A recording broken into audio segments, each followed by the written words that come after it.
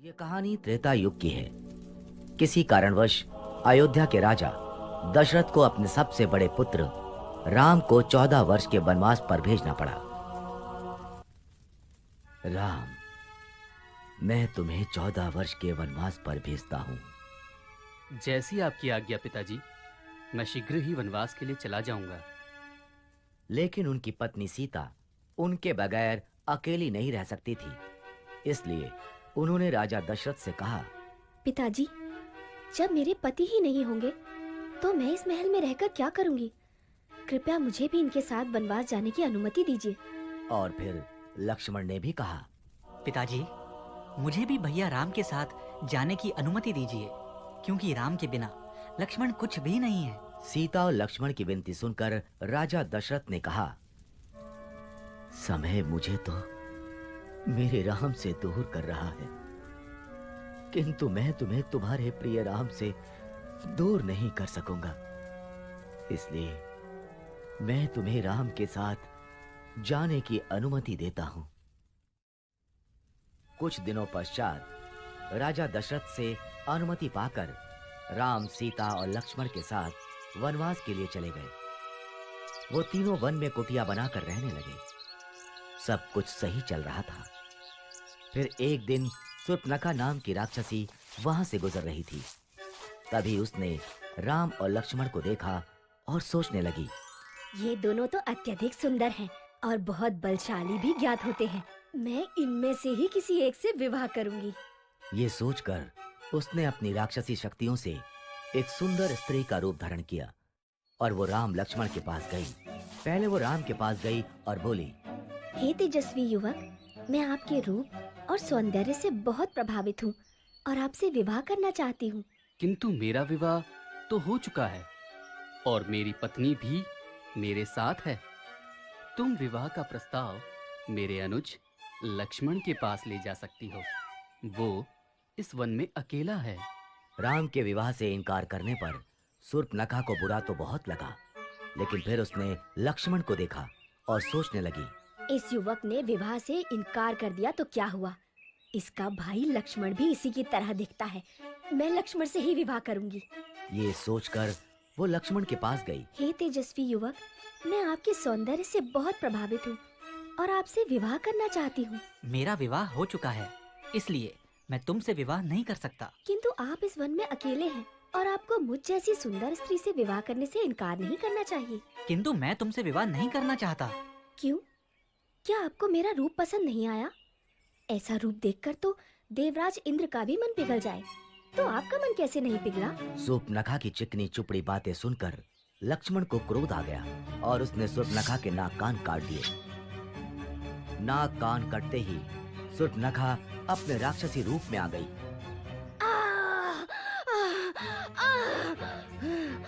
राम लक्ष्मण ने उसका ये राक्षसी रूप देखा तो वो हैरान रह गए। भैया, ये तो एक राक्षसी है। मैं अभी इसका वध कर देता हूँ। नहीं लक्ष्मण, इसे जाने दो। शूर्पणखा रोती हुई वहां से चली गई और सीधे अपने भाई लंका के राजा रावण के पास पहुंची। उस समय रावण अपने मंत्रीगण के साथ राज दरबार में बैठा था। भैया रावण, भैया रावण, देखिए आपकी बहन शूर्पणखा के साथ क्या हुआ। शूर्पणखा, तुम्हारा ये हाल किसने किया? तुम मुझे उसका नाम बताओ, मैं अभी उसका वध कर देता हूँ। भैया, वन में दो भाई राम और लक्ष्मण रहते हैं। उन्हीं में से एक ने मेरे कान और नाक काटे हैं। तुम यहीं रुको, मैं अभी उसका सिर धड़ से अलग करके लाता हूँ। नहीं भैया, उन्होंने एक स्त्री का अपमान किया है, इसीलिए इसका प्रतिशोध भी आपको ऐसे ही लेना होगा। क्या मतलब? मतलब ये कि उन दोनों भाइयों के साथ एक अत्यंत सुंदर स्त्री भी है। आप उसका हरण कर लीजिए। सीता का हरण होने से राम वैसे ही मर जाएगा। रावण ने शूर्पणखा की बात मान ली। वो एक मायावी राक्षस मारीच के पास गया और बोला, मारीच, मुझे तुम्हारी आवश्यकता है। आज्ञा कीजिए लंकेश। मैं राम की पत्नी सीता का हरण करना चाहता हूँ। इसमें मुझे तुम्हारी सहायता चाहिए। किंतु मैंने सुना है राम बहुत वीर है। अगर उन्हें ज्ञात हुआ कि मैंने उनकी पत्नी को हरने में आपकी सहायता की है तो वो मेरा वध कर देंगे। और अगर तुमने मेरी सहायता करने से मना किया तो मैं अभी यहीं तुम्हारा वध कर दूंगा। मारीच समझ गया कि उसके पास अब कोई मार्ग शेष नहीं बचा है और उसे रावण की सहायता करनी ही पड़ेगी। वो दोनों वन पहुंचे। वहां रावण की तरकीब के अनुसार मारीच ने एक सोने के हिरण का रूप बनाया और वो राम की कुटिया के आसपास टहलने लगा। जल्द ही सीता की नजर उस पर पड़ी। स्वामी, मुझे वो सोने का हिरण चाहिए। ठीक है, मैं अभी उसे तुम्हारे लिए लेकर आता हूँ। ये कहकर राम अपने धनुष बाण के साथ उस हिरण की तरफ चल दिए। भागते भागते बहुत देर हो गई, लेकिन वो हिरण राम के हाथ नहीं आ रहा था। आखिरकार राम ने धनुष पर बाण चढ़ाया और हिरण की तरफ छोड़ दिया। बाण हिरण को जा लगा। बाण लगते ही मारीच अपने असली रूप में आ गया और आवाज बदलकर राम की आवाज में कराहता हुआ चीखने लगा। सीते! लक्ष्मण! लक्ष्मण, लगता है तुम्हारे भैया किसी संकट में हैं। तुम जल्दी जाओ। लक्ष्मण जानते थे कि ये राक्षसों की चाल है, लेकिन वो सीता को मना नहीं कर सकते थे। इसलिए उन्होंने कुटिया के बाहर बाण से लक्ष्मण रेखा बनाई और सीता से बोले, माता जो भी हो, आप इस लक्ष्मण रेखा से बाहर मत आना। और वो आवाज की दिशा की तरफ चल दिए। लक्ष्मण के जाते ही रावण वहां आया और तपस्वी का रूप धारण कर सीता की कुटिया पर पहुंचा।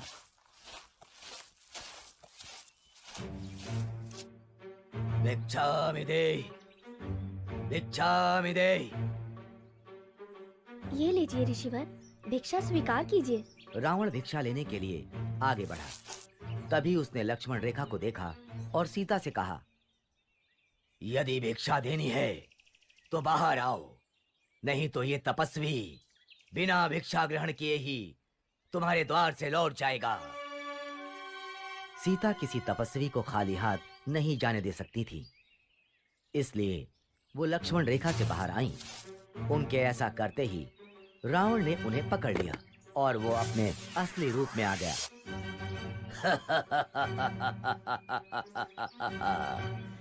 मैं कोई तपस्वी नहीं, मैं लंका का राजा रावण हूँ।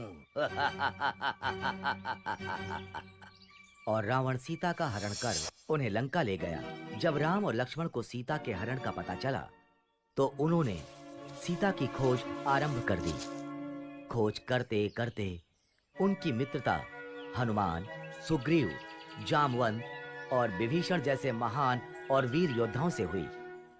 और जब उन्हें यह ज्ञात हुआ कि रावण सीता का हरण कर उन्हें लंका ले गया है, तो उन्होंने वानर सेना के साथ लंका पर चढ़ाई कर दी।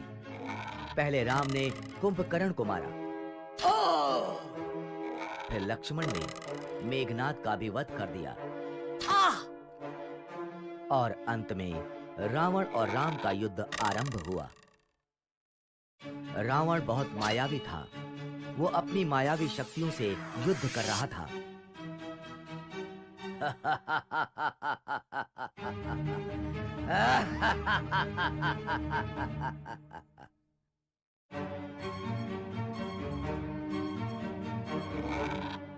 राम के तीर उसे कुछ क्षति नहीं पहुंचा पा रहे थे।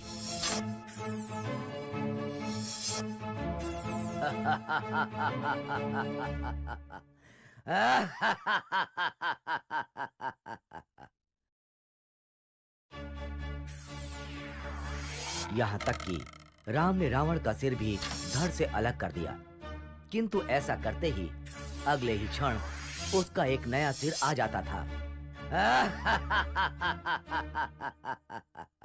ये रावण मरता क्यों नहीं? तभी विभीषण वहां आए और उन्होंने राम से कहा, प्रभु, आप रावण की नाभि पर वार कीजिए, तभी रावण का वध होगा।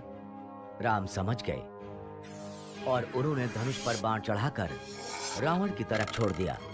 बाण रावण की नाभि पर जा लगा और रावण कराहते हुए धरती पर जा गिरा।